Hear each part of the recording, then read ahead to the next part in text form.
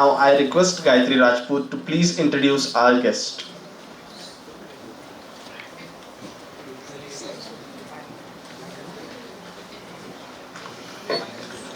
Good afternoon, everyone.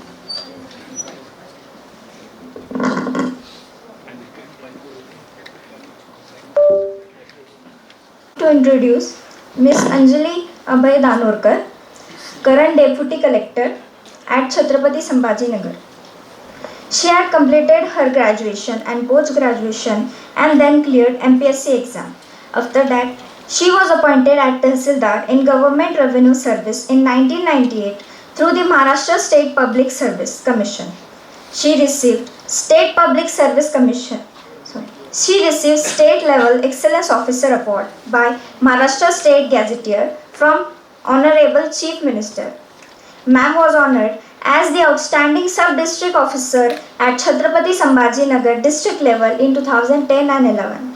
She organized an excellent cultural program in the Verul Festival of 2012, recognized by the Principal Secretary Government of Maharashtra. Also, she was appointed as Deputy Conservator of Forest and Forest Settlement Officer in the Forest Department. She served as Election Officer in District Council and Panchayat Committee election in 2017. She established all-female election centers at all 4 polling stations in Verul, serving as Women's Election Officer Assistant, Election Decision Officer, Regional Officer, Polling Center Chairman and Booth Level Officer, appointed as Female Police Officer. The feature in an article published in the American magazine Thrive Global in February 2020 and published an article on her in August 2019 in the magazine Femina Monthly. Her book was published, Gattifu, a collection of children's stories which has gained recognition in its 4th edition. Also published in Mantarang, a collection of literary essays under the auspices of the Honorable Chief Minister. The 3rd edition was well received.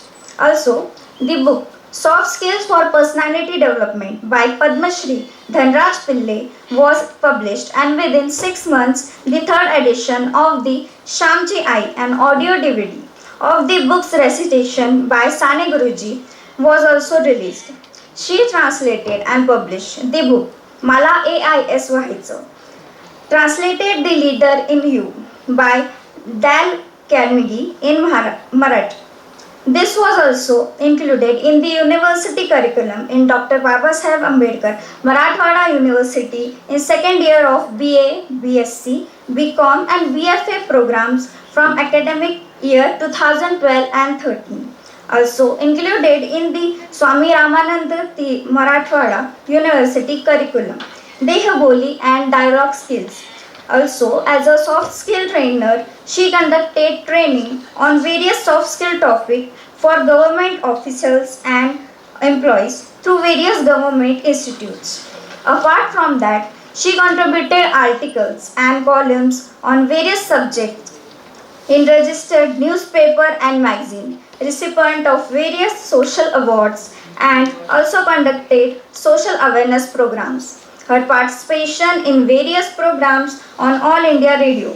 She is also known for providing guidance on YouTube, speeches from various programs and inspirational videos on subjects for students appearing in competitive exams. Besides from that, she has a practiced writing, acting and public speaking skills. Thank you.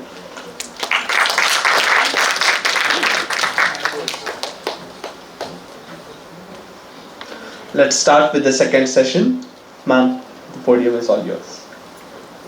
There is a slight change. The question and answer session will be taken together by Satish sir and ma'am after this session. Thank you. तुम्हाला सगळ्यांना सांगण्यास म्हणजे आनंद होतोय की अंजली मॅडमनी आपल्या journalism कॉलेजमधून पहिली डिग्री केलेली आहे. म्हणजे 1997ला bachelor of journalism and master of journalism केल्यानंतर मॅडम काही वर्ष लोकमतमध्ये ॲज अ पत्रकार म्हणून होत्या. म्हणजे त्यांची सुरुवात जर्नलिझम टू उपजिल्हाधिकारी अशी सुरुवात झालेली. त्यामुळं आज तुम्हाला जसं ढगे सरांनी अनेक उदाहरणं सांगितली, तर प्रत्यक्ष स्पर्धा परीक्षा आणि आपलं पत्रकारिता आणि हा जो अभ्यास आहे याचं एक मूर्तिमंत उदाहरण आज तुमच्या समोर आहे मॅडम.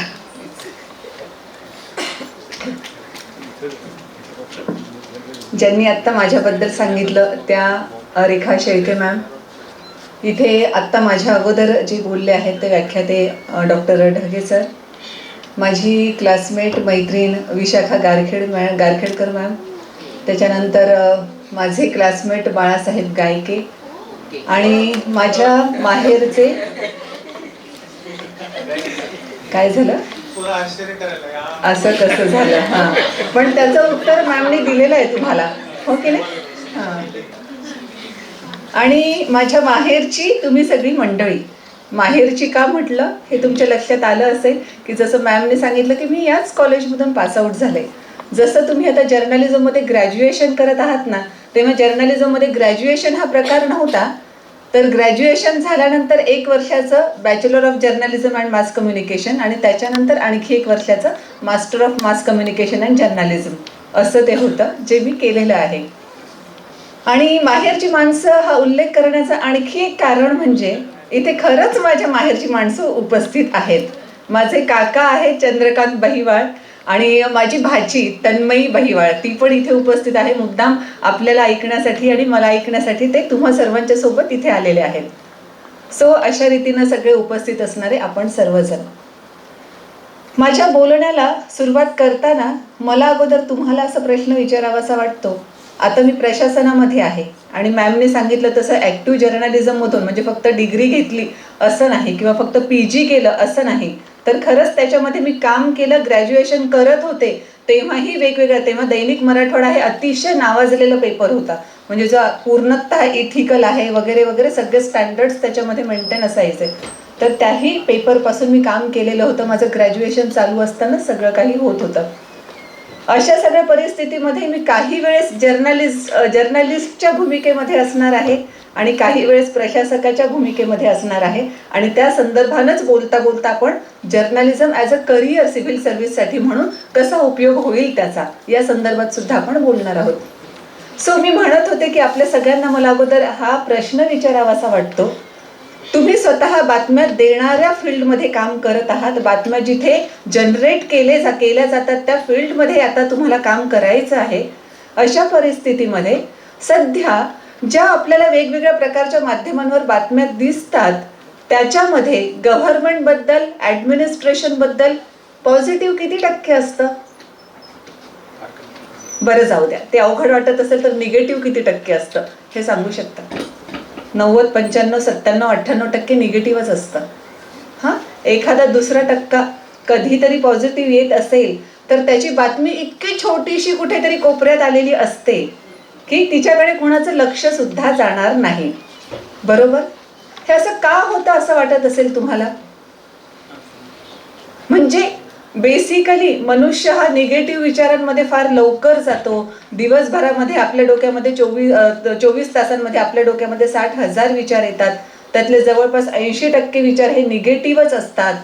किंवा आपण जर पॉझिटिव्ह बोलायला लागलो तर तो विषय पुढे वाढवता येत नाही, पण निगेटिव्ह बोलायला लागलो म्हणजे अगदी साधं, आमच्या नळाला ना 4 दिवस झाले अजून पाणी आलंच नाही की लगेच सुरुवात होते, हो आमच्या एरियात तर 10 दिवसापासून येत नाही, हो आमच्या तिथं तर 15-15 दिवस आम्हाला साठवावं लागतं, मग तिथून लगेच टँकरचे भाव काय झाले वगैरे वगैरे सगळं काही. म्हणजे एक निगेटिव्ह विषय निघाला की त्याची निगेटिव्हिटी वाढत जाते.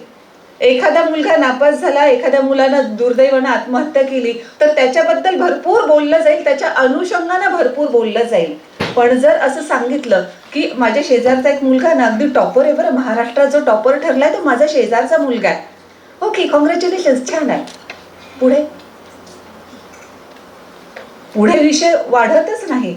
सो निगेटिव्हिटी बेसिकली अशा रीतीनं जात राहते वगैरे वगैरे भरपूर सारे कारणं असतीलही, पण त्याच्याही पेक्षा एक महत्त्वाचं कारण जे प्रशासनामध्ये गेल्यानंतर मी अनुभवलं ते म्हणजे प्रशासनाच्या किंवा शासनाच्या वतीनं डिफेन्ससाठी कुणीही पुढे येत नाही. पब्लिक रिलेशनचं डिपार्टमेंट आहे, त्याच्यानंतर जिल्हा लेवलला डिस्ट्रिक्ट इन्फॉर्मेशन ऑफिस आहे, पण तरी सुद्धा हे ज्या पद्धतीनं काम करतात त्याच्यामध्ये त्यांना एवढं लिमिटेड आहे की प्रत्येक वेळेस आपण डिफेन्स करायला पाहिजे. आणि ॲडमिनिस्ट्रेशनच्या शासनाच्या विरोधामध्ये इतक्या साऱ्या बातम्या येत असतात की तेवढं एक डिपार्टमेंट पुरे पडूच शकत नाही सगळा डिफेन्स करण्यासाठी. हा एक महत्त्वाचा मुद्दा येतो. आणि त्याच्यासोबतच दुसरा महत्त्वाचा मुद्दा असा येतो की हे सगळे विखुरलेले स्कॅटर्ड क्षेत्र आहेत. जर मी कोणत्या अर्थानं म्हणते ते पुढे बोलल्यावर तुमच्या लक्षात येईल. जर एखाद्या ऑफिसरच्या विरोधामध्ये काहीतरी बातमी आली तर ॲज अ प्रशासन म्हणून सगळेजण त्याच्या मागे उभे राहतीलच असं नाही, किंबहुना अजिबात राहत नाहीत आणि त्याला त्याचं फेस करावं लागतं. तिथे तो इंडिव्हिज्युअल होऊन जातो. त्याच्यामुळे हे विसरलं जातं की एखाद्या अधिकाऱ्याची जरी बदनामी झाली, चुकीचंही कारण नंतर लक्षात आलं असेल की तसं ऍक्च्युली नव्हतं, ऍक्च्युली बाब फॅक्ट वेगळी होती, पण तरी सुद्धा काहीतरी गैरसमज झाला आणि तशी चुकीची बातमी दिली गेली. असं जरी झालं तरी आपल्याला माहित आहे की चुकीची बातमी दिल्यानंतर जी दिलगिरी व्यक्त केली जाते ती केली जातेच असं नाही. त्यालाही खूप लेवलवर परस्यू करावं लागतं की ही खूप चुकीची बातमी आहे, याच्यामुळे इतकं सगळं झालेलं आहे, तुम्ही दिलगिरी व्यक्त केलीच पाहिजे. हे परस्युएशन करायला प्रशासनामध्ये कुणालाही वेळ नाहीये. आणि त्याच्यानंतरही एखाद्यानं परस्युएशन केलं जरी तरी जी बातमी येईल ना दिलगिरीची, तर ती 2 ओळीत इतकी कुठेतरी अशी आलेली असेल की जी कुणी वाचणार सुद्धा नाही. मग अशा सगळ्या परिस्थितीमध्ये एक तर सॉफ्ट टार्गेट म्हणून गव्हर्नमेंटला ॲडमिनिस्ट्रेशनला बघितलं जातं. कारण जसं मी सांगत होते की त्यांच्या बाजूनं बोलणारं डिफेन्ससाठी कोणी येणार नाही. आणि जिथे डिफेन्ससाठीच कोणी येत नाही तिथे स्वतःहून प्रोएक्टिव्हली पुढे येणं आणि प्रशासनानं आजपर्यंत काय काय चांगलं केलेलं आहे हे सांगणं, हे तर शक्यच नाही ना. मग आता पब्लिसिटी डिपार्टमेंट जे आहे किंवा डिस्ट्रिक्ट लेवलचे डिस्ट्रिक्ट इन्फॉर्मेशन ऑफिसर जे आहेत तर ते काय काम करतात, तर ह्या सगळ्या कामांचं जर सांगायचं झालं तर डिटेलमध्ये सांगण्याच्या ऐवजी मी फक्त तुम्हाला डिफरन्स कसा आहे ते सांगते. दूरदर्शन चॅनल आणि बाकीचे चॅनल्स, आला डिफरन्स लक्षात? येस. दूरदर्शन म्हटलं की ते काय सरकारबद्दलच बोलत राहणार, त्याच्यामुळे दूरदर्शन कोणी लावणार सुद्धा नाही. त्याच्यामुळे DIO असो, पब्लिसिटी डिपार्टमेंट असो, सरकार काय योजना करतंय, किती महत्वाच्या आहेत, ते सगळं सांगत जरी असलं तरी सुद्धा ते आस्थेनं बघितलं जाईल का? अजिबात नाही. इव्हन आता जे आमच्यासमोर एक खूप महत्वाचा प्रश्न असतो की शासनाच्या योजना इतक्या सगळ्या आहे, ऍडमिनिस्ट्रेशन सुद्धा अंमलबजावणी त्यांची करण्यासाठी खूप मेहनत करत असतं, तरी सुद्धा अजूनही फार मोठ्या कॅटेगरीला माहीतच नसतं की आमच्यासाठी कोणत्या योजना शासनानं तयार केलेल्या आहेत. तर जर तसं पाहिलं तर हे पब्लिसिटी डिपार्टमेंट ते सगळ्याबद्दल सांगतंय, आम्ही काय करत आहोत हे सगळंच्या सगळं सांगतंय, पण ते कोणी वाचतंय का? जसं दूरदर्शनचं चॅनल आपण लावणार नाही, ते ट्यून करणारच नाही, तसं हे सगळं बघितलं जात नाही. आणि मग आता याच्या संदर्भानं पुढे सांगण्याच्या अगोदर एक मुद्दा मी वेगळा घेईन आणि त्याच्यानंतर पुन्हा या मुद्द्यावर ॲज अ जर्नलिस्ट आणि ॲडमिनिस्ट्रेटर म्हणून आपल्याला कसा फायदा होऊ शकतो किंवा जर्नलिझमच्या बेसमधून ॲडमिनिस्ट्रेशनमध्ये गेल्यानंतर त्याचा काय फायदा होऊ शकतो हे सुद्धा मी तुम्हाला सांगेन. पण त्याच्या अगोदर एक दुसरा मुद्दा घेईन. जसं तिनं आत्ता माझं इंट्रोडक्शन करताना तुम्हाला सांगितलं होतं की 2017मध्ये मी असं इलेक्शनमध्ये केलं की जे भारतीय निवडणूक इतिहासामध्ये पहिल्यांदा घडलं आणि मीडियानं सुद्धा खूप चांगल्या पद्धतीनं दखल घेतली. म्हणजे सगळेच्या सगळे चॅनल्स जे होते त्यांच्यामध्ये आलेलं होतं ह्या बातम्या सगळ्या, कारण भारतात पहिल्यांदा असं काही होत होतं ज्याच्यामध्ये प्रशासनाची तर सगळी साखळी महिलांची मी केलेली होतीच, पण त्याच्यात विशेष बाब अशी होती की ते जिल्हा परिषद पंचायत समित्यांचे इलेक्शन होतं आणि त्या जागा ज्या असतात त्या महिलांसाठी पण काही जागा राखीव असतात. तर जे मी बूथ चूज केले होते ते महिलांसाठी राखीव असणारे बूथ चूज केलेले होते, ज्याचा परिणाम म्हणून उमेदवार सुद्धा सगळ्या महिला होत्या आणि पोलिंग एजंट सुद्धा सगळ्या महिला होत्या. म्हणजे शासनाची आणि प्रशासनाची एकत्रित साखळी अशी पहिल्यांदा घडली आहे. 2019 पासून आपण सखी बूथ बघतोय, पण तिथे सुद्धा उमेदवार आणि पोलिंग एजंट महिलाच फक्त आहेत असं अजून झालेलं नाही. सो अशा परिस्थितीमध्ये पहिल्यांदाच हा सगळा प्रयोग होत होता, ज्याच्यामुळे एकतर पहिला मुद्दा असा झाला की ही न्यूज व्हॅल्यू ह्या गोष्टीमध्ये आहे, हे मला माहीत झालं. बरोबर? हे कशामुळे मला कळालं? डेफिनेटली मी जर्नलिझममध्ये आहे म्हणून, जर्नलिझमचा माझा बेस आहे म्हणून. मग अशा परिस्थितीमध्ये मीडियापर्यंत ती माहिती खूप सॉफ्टली पोहोचवणं हे करणं मला शक्य झालं. आणि त्याच्याच सोबत मग मीडियाने इतक्या चांगल्या पद्धतीनं रिस्पॉन्ड केलं, प्रिंट मीडिया असो, डिजिटल मीडिया असो, सगळ्या प्रकारच्या मीडियानं. आणि हे जेव्हा सगळं चाललं होतं, हे सांगण्याचा उद्देश माझा आता मी तुम्हाला सांगते. हे जेव्हा सगळं चाललं होतं, माझं आणि ह्या जर्नलिस्ट लोकांचं कशा पद्धतीनं कम्युनिकेशन होतंय, कोऑर्डिनेशन होतंय, हे सगळं तिथे प्रोफेशनल असणाऱ्या काही ऑफिसर्स बघत होत्या. आणि तेव्हा जेव्हा हे सगळा प्रयोग पार पडला, खूप चांगल्या रीतीने यशस्वी झाला, दखल खूप चांगल्या पद्धतीनं घेतली आणि ते सगळे इलेक्शन संपलं, त्याच्यानंतर जेव्हा आम्ही असं साध्या अनौपचारिक याच्या गप्पांमध्ये भेटलो, तेव्हा त्या सगळ्या प्रोबेशनर्सने असं सांगितलं की आम्हाला तर अगोदर सगळ्यांनीच बाकीच्या अधिकाऱ्यांनी घाबरवून सोडलेलं होतं की पत्रकारांपासून 10 हात दूर राहायचं. जशी कोर्टाची पायरी कधी चढायची नाही ना, तसंच पत्रकारांना सुद्धा कधी जवळ ठेवायचं नाही. पत्रकार हा कुणाचा शत्रूही नसतो, कुणाचा मित्रही होऊ शकत नाही. त्याच्यामुळे त्यांच्यापासून खूप दूर राहिलेलं बरं. पण आम्ही जेव्हा प्रत्यक्षात तुमच्याकडून बघितलं, तेव्हा तर तुमच्या आणि पत्रकारांचे खूप छान रिलेशन्स होते. आता हे मी फक्त जर्नलिझमची स्टुडंट आहे आणि त्याच्या बेसवर रिलेशन्स खूप छान झाले असं आहे का? याच्या पुढे जाऊन मी जर्नलिझमची स्टुडंट असल्यामुळे जर्नलिस्टना काय हवं आहे हे ॲज अन ॲडमिनिस्ट्रेटर सुद्धा मला माहीत आहे. न्यूज व्हॅल्यूचा जो मी मगाशी उल्लेख केला होता तो इथे येतो की न्यूज व्हॅल्यू कोणत्या गोष्टीत आहे हे मला माहीत असल्यानंतर बरोबर ती न्यूज व्हॅल्यू असणाऱ्या गोष्टी त्यांच्यापर्यंत पोहोचवणं मला शक्य होतं. त्याच्याच सोबत डेडलाईन हा प्रकार मला इथे होते मी त्याच्यामुळे माहीत आहे. आणि डेडलाईनसाठी किती धावाधाव करावी लागते पत्रकारांना हे सुद्धा मला माहीत आहे. आणि ज्याचाच परिणाम म्हणून की आल्यानंतर डायरेक्ट त्यांच्यापर्यंत मला जे ब्रीफिंग करायचं आहे ते त्यांच्यापर्यंत पोहोचवणं मला शक्य होतं सुद्धा. मग अशा परिस्थितीमध्ये फायदा कशाचा झाला? जर्नलिझम शिकत असताना ज्या सगळ्या क्वालिटीज मी नॅचरली घेत होते शिकत असताना, त्याचा फायदा मला तिथे होत गेला. मग जर्नलिझमचा प्रशासनामध्ये आणखी कोणत्या पद्धतीचा फायदा होऊ शकतो? कम्युनिकेशन. जर्नलिझम मध्ये घेता ना तुम्ही, कम्युनिकेशन जर्नलिझम मध्ये खरंच सुधारतं का? हा, मास कम्युनिकेशन विषयच तो आहे ना आपला, journalism and mass communication. So आपल्याला तिथे प्रशासनामध्ये असल्यानंतर मासशी कम्युनिकेट करावंच लागतं. कम्युनिकेट आपण फक्त ऍडमिनिस्ट्रेटर लेवलवरच करतो असं नाही, तर पर्सनल लेवलवर सुद्धा आपण करू शकतो जर आपण लक्षात घेतलं. तर ह्या जर्नलिझमच्या शिकत असताना ज्या ज्या क्वालिटीज आपल्यामध्ये निर्माण होतात ती प्रत्येक क्वालिटी आपल्याला आपल्या वैयक्तिक लेवलवर सुद्धा आणि आपल्या प्रोफेशनल ऍडमिनिस्ट्रेशन लेवलवर सुद्धा वापरता येऊ शकते. जेव्हा आपण ॲज अ जर्नलिस्ट म्हणून कम्युनिकेशन स्किल शिकत असतो तेव्हा अकॅडमिकली तर शिकतो, पण त्याच सोबत आपण प्रत्यक्षामध्ये सुद्धा आपले वेगळे वेगळे डायमेन्शन्स त्या कम्युनिकेशनचे शिकतो. जेव्हा आपण बातमी घेण्यासाठी कुठेतरी गेलेलो असतो तेव्हा लक्षात येतं की ही बातमी फक्त एकाच अँगलनं येते किंवा आपल्याला त्याचे फेस रिडिंग सुद्धा खूप चांगल्या पद्धतीनं जमायला लागतं, जेणेकरून हा काहीतरी दडवतोय हे सुद्धा आपल्या लक्षात येतं. आणि मग त्याच्याकडून खरी फॅक्ट जी असेल ती कशा पद्धतीनं वदवून घ्यायची हे ॲज अ जर्नलिस्ट आपल्याला जमलेलं असतं. प्रशासनामध्ये काय करावं लागतं? प्रशासनामध्ये सुद्धा एक्झॅक्टली तेच करावं लागतं. कारण बरेचदा प्रकरणं असे असतात, म्हणजे सुनावणीचे प्रकरणं जे हिअरिंगसाठी येतात, क्वाझी ज्युडिशरी म्हणून सुद्धा ऍडमिनिस्ट्रेशन मधले बरेच ऑफिसर्स काम करत असतात. अशा परिस्थितीमध्ये त्यावेळेस जेव्हा अशा रीतीने काहीतरी मॅटर्स आलेले असतात तेव्हा या मॅटरमध्ये खरंच व्यक्ती काय सांगत आहे आणि ती तेवढं जे सांगते ते पूर्णतः खरं आहे किंवा नाही हे त्यांच्याकडून वदवून घेण्यासाठी आपल्याला हे जर्नलिस्टमध्ये जर्नलिझम करत असताना जे शिकलेलं आहे आपण त्याचा उपयोग होत असतो.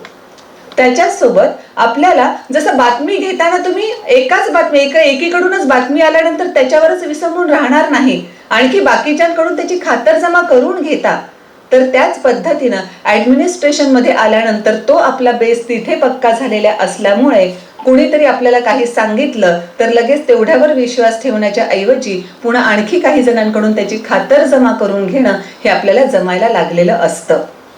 आणि या कम्युनिकेशन स्किलमध्ये आपण जर बघितलं ऍडमिनिस्ट्रेशन मध्ये जेव्हा येतो ना आपण, तर तेव्हा जसं इथे तुम्ही वेगवेगळ्या प्रत्येकाशी कम्युनिकेट करत असता, तसं ॲडमिनिस्ट्रेशनमध्ये मेनली 4 फॅक्टर्सशी आपल्याला कम्युनिकेट करावं लागत असतं. एक तर ते म्हणजे आपले वरिष्ठ जे आहेत, आपले सबऑर्डिनेट जे आहेत, आपले कलिग आणि आपल्याकडे येणारे व्हिजिटर्स. मग त्या व्हिजिटर्सच्या पार्ट पॉलिटिकल लीडर किंवा पत्रकार वगैरे वगैरे हे तर सगळे आहेत, पण शेवटी आपण त्यांना एकाच कॅटेगरीमध्ये घेतलं की जे आपल्याकडे येऊन आपल्याला त्यांच्याशी कम्युनिकेट करावं लागतं त्या अर्थाने.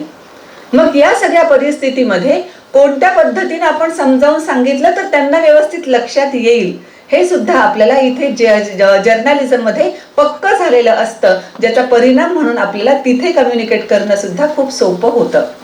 आणखी महत्वाचं स्किल जे डेव्हलप होतं आपल्या जर्नलिझम मधून, जे मी स्वतः अनुभवलेलं आहे, ते म्हणजे रिसर्च आपण करतो. रिसर्च केव्हा करतो आपण?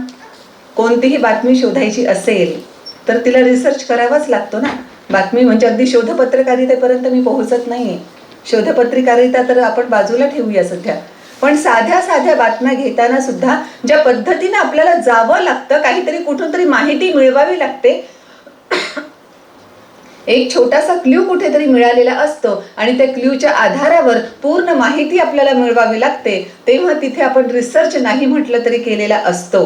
रिसर्च मेथोडॉलॉजी हा प्रकार तर वेगळा, पण आपण आपल्या कामाच्या संदर्भानं सुद्धा जो रिसर्च करत असतो, तर त्या रिसर्चचा फायदाही आपल्याला ॲडमिनिस्ट्रेशनमध्ये डेफिनेटली होतो. कारण तिथे पुन्हा तेच की कोणत्याही बाबतीमध्ये एकच डायमेन्शन नाही तर वेगवेगळ्या डायमेन्शन्सनी पाहण्याची सवय आपल्याला लागलेली असते. त्याच्यामुळे आपल्यासमोर एखादी बाब आलेली असेल तर ती आणि तेवढीच खरी आहे असा विश्वास ठेवण्याच्या ऐवजी आपण त्याचे बाकीचे डायमेन्शन्स पाहायला लागतो, ज्याचा फायदा म्हणून आपल्याला ॲडमिनिस्ट्रेशनमध्ये सुद्धा डिसिजन्स घेणं खूप सोपं झालेलं असतं. जर्नलिझममध्ये असलं की सोशल इश्यूज माहीत असतातच, बरोबर?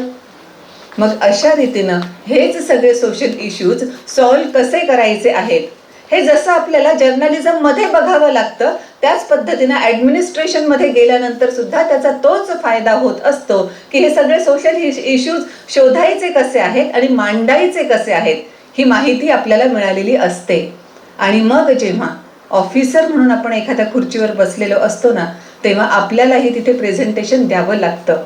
प्रेझेंटेशन हे फक्त स्कूल गोईंग किंवा कॉलेज गोईंग मुलामुलींसाठीच करावं लागतं असं नाही. आपल्याला एखादी आपली आयडिया असेल किंवा प्रशासनाचं काम एखाद्या पद्धतीने चाललेलं आहे, त्याच्यामध्ये काहीतरी बदल करणं गरजेचं आहे असं जर आपल्याला वाटत असेल, तर नॅचरली आहे त्या सिस्टीममध्ये बदल करणं का गरजेचं आहे आणि कसे बदल केले पाहिजेत हे सांगण्यासाठी त्या ऑफिसरला प्रेझेंटेशन द्यावं लागतं. आणि मग अशा प्रेझेंटेशनचंही स्किल ॲटोमॅटिकली नॅचरली जर्नलिझममधूनच आपलं वाढलेलं असतं. ते ऑफिशियली अकॅडमिकली प्रेझेंटेशन देऊन नव्हे, तर जेव्हा तुम्ही कुणाशीही डायलॉग करत असता, मग भलेही ते तुम्हाला माहिती पुरवणारे तुमचे लोक असोत किंवा तुम्हाला तुमचे जे मीडिया हेड असतील त्यांना काही सांगायचं असेल, त्यांना काही कन्व्हिन्स करायचं असेल, तर तिथे तुम्ही ज्या पद्धतीनं सांगता, कन्व्हिन्स करता, तर तशाच रीतीनं इथे सुद्धा वरिष्ठांना कन्व्हिन्स करणं किंवा एखाद्या मुद्द्यावर तो धसाच नेण्यासाठी काय करावं लागेल त्याच्यासाठी पर्स्युएशन करणं, हे सुद्धा ॲडमिनिस्ट्रेटरला सोपं गेलेलं असतं. मी आणखी एक बघितलं, एखादा मुद्दा उद्भवला, एखादे काहीतरी प्रकरण घडलं, तर ते प्रकरणाची फक्त बातमी दिल्यानंतर आपण तिथे सोडून देतो का? आता इथे आपण म्हणजे जर्नलिस्ट या अर्थाने म्हणते मी, अजिबात नाही. तर त्या प्रकरणाचं शेवटपर्यंत काय झालं, एखाद्या व्यक्तीवर अन्याय झाल्याबद्दलची एखादी बातमी असेल, तर त्या व्यक्तीला जोपर्यंत न्याय मिळत नाही तोपर्यंत त्या टप्प्यामध्ये जे जे काही ऑब्स्टॅकल्स येतात त्याच्या तर बातम्या आपण दिलेल्या असतातच, पण त्याच्याच सोबत जोपर्यंत त्या व्यक्तीला न्याय मिळणार नाही तोपर्यंत ती बातमी आपण पुढे नेलेली असते, चालवलेली असते. मग अशा सगळ्या परिस्थितीमध्ये आपल्याला सुद्धा ॲडमिनिस्ट्रेशनमध्ये ही फायदा तिथे होत असतो की एखादा पॉईंट जेव्हा काहीतरी घडतो तेव्हा जोपर्यंत त्याला पूर्णत्वाला आपण नेत नाही तोपर्यंत त्याचा पाठपुरावा करणं हे स्किल आपल्या अंगी ऑलरेडी आलेलं असतं. की म्हणजे 3 वर्षानंतर आपल्या बदल्या होणार हे आपल्याला माहीत असतं. मग अशा परिस्थितीमध्ये त्या 3 वर्षांमध्येच हा मुद्दा कसा कन्क्लूड करता येईल याच्यासाठी पूर्णतः प्रयत्न करणं आपल्याला शक्य झालेलं असतं. अशा भरपूर साऱ्या क्वालिटीज आपल्या जर्नलिझमचा बेस असल्यामुळे तिथे वाढत असतात. पण त्याच्यामध्ये एक महत्त्वाची गोष्ट लक्षात घ्यायला पाहिजेच, म्हणजे आता तुम्ही सगळेच जण इथे बसलेले आहात, जर्नलिझमचे स्टुडंट आहातच, आणि असं मी गृहीत धरते की ज्या अर्थी तुम्ही इथे आलेले आहात त्या अर्थी तुम्हाला कॉम्पिटेटिव्ह एक्झाम्स देणं हे सुद्धा तुमचं स्वप्न आहे. तर या संदर्भात मी फक्त हे सांगू इच्छिते की ह्या कॉम्पिटेटिव्ह एक्झाम देत असताना, आता मी जेव्हा 10वीला होते त्या 10वीच्या त्या काळामध्ये, 90ला माझं 10वी झालं, आणि त्या काळामध्ये कोणीही जे टॉपर्स आहेत ते डॉक्टर किंवा इंजिनियर हेच व्हायचं म्हणून ठरवायचं. म्हणजे कुणालाही विचारलं तर डॉक्टर किंवा इंजिनियर व्हायचंय. मग अशा परिस्थितीमध्ये आता जेव्हा मी तुमच्यासारख्या मुलींमध्ये जाते तेव्हा मॅक्सिमम जण मला हेच सांगताना दिसतात की आम्हाला कॉम्पिटेटिव्ह एक्झाम्स द्यायचे आहेत आणि ऑफिसर्स बनायचं आहे. तर इथेच मला जस्ट फक्त एक अलर्टचा साईन द्यावासा वाटतो की खरंच आपल्याला स्वतःला बनायचं आहे म्हणून आपण ह्या कॉम्पिटेटिव्ह एक्झामकडे वळत आहोत का? सगळेच जण म्हणतायत, माझ्या आसपासच्या मित्रमैत्रिणी सुद्धा म्हणतायत कॉम्पिटेटिव्ह एक्झाम द्यायच्या, त्यांची सुद्धा ती तयारी चालू आहे म्हणून ते देत आहेत, असं तर काही नाही ना? हे एकदा चेक करावं लागेलच. कारण तुम्ही तुमच्यापैकी सगळ्यांनी उंट बघितलेलं असेल ना? हा, काही जणांची नाही मान हल्ली. कॅमल, उंट, हा त्या मागे पण दोघी जणी उंट बघितलाय. उंटाचे पाय काही वेगळे असतात का बाकीच्या प्राण्यांपेक्षा? यस. कशामुळे हे वेगळे असतात उंटाचे पाय? उंच असतो त्याच्यामुळे. अरे वा, तुम्ही चांगल्या पद्धतीने उत्तर देताय. म्हणजे मला ते अब्राहम लिंकनने सांगितल्याची आठवण होते. अब्राहम लिंकनला एकदा विचारण्यात आलं होतं. अब्राहम लिंकन तुम्हाला माहित असेल, म्हणजे अब्राहम लिंकन माहित असेल हे माहित आहे, त्याच्या पुढचं मी म्हणते की ज्यांची हाईट खूप जास्त असते ना, किंवा आपण ज्याला उंच मनुष्य म्हणतो, त्यांच्या बाबतीमध्ये ना काही वेगवेगळे फॅक्टर्स असू शकतात की त्यांची एकंदरीत पाठीची हाईट खूप जास्त आहे किंवा मग कमरेपासून पायांची लांबी खूप जास्त आहे. अशा पद्धतीनं त्यांची हाईट जास्त असते. आणि अब्राहम लिंकनच्या बाबतीमध्ये असं होतं की त्यांची कमरेपासून पायांची लांबी खूप जास्त होती. आणि मग कोणीतरी असंच तुमच्यापैकी, मला वाटतं ज्यांनी आता उत्तर दिलं तसंच त्यांचा वंश पूर्वज वगैरे असावा, आणि त्यांनी मग अब्राहम लिंकनला असं विचारलेलं होतं की तुम्हाला काय वाटतं की माणसाचे पाय किती लांब असावेत? अब्राहम लिंकन तोडीस तोड उत्तर देणारे, सडेतोड उत्तर देणारे, त्यांनी उत्तर लगेच दिलं, कमरेपासून खाली जमिनीवर पुरतील एवढे लांब असावेत. सो उंच आहे उंट म्हणून त्याचे पाय तसे आहेत. यस, अगदी. आणि जसं यांनी आता सांगितलं की वेगळे आहेत, ते कशामुळे वेगळे आहेत? कारण उंट हा वाळवंटातला प्राणी आहे. त्याला जर वाळवंटामध्ये चालायचं असेल, वाळवंटामध्ये धावायचं असेल, तर त्याच्या पायाची रचना तशीच असली पाहिजे. म्हणून त्याच्या पायाची रचना तशी आहे. त्याच्यासोबतच त्याच्या पाठीवर ते कुबड्यासारखं असतं, बरोबर? ते कशासाठी? पाणी स्टोअर करण्यासाठी. पाणी का स्टोअर करायचंय त्याला? यस, कारण तो वाळवंटातला प्राणी आहे, तिथे पाणी मिळणार नाही. मग अशा परिस्थितीमध्ये एकदा पाणी मिळाल्यानंतर, भरपूर सारं पिऊन घेतल्यानंतर ते स्टोअर होईल आणि पुढचे अनेक दिवस नाही जरी मिळालं तरी सुद्धा ते चालू शकेल.